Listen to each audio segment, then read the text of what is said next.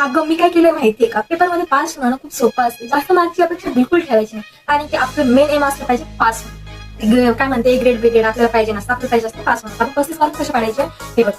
20 मार्काचा पहिला प्रश्न असतो 15 फक्त 5 मार्क फक्त बरोबर.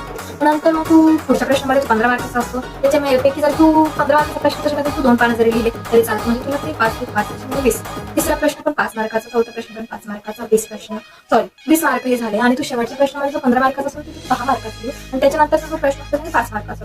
म्हणजे तू जरी तुला 20 पैकी 20 किंवा 15 पैकी 15 नाही पडली, तू तुला कमीत कमी 5 असं करून 35 मार्क पडते. काहीच ताण नाही. कोणता पण पेपर असतो हीच एक स्ट्रॅटेजी वापरायची. ठीक आहे, माझी इंग्लिश थोडीशी बाकी सध्या इंग्लिशचा त्याच्यावर बोलू ना आपण नंतर. ही स्ट्रॅटेजी वापरणार आहे मी आता पास होण्यासाठी.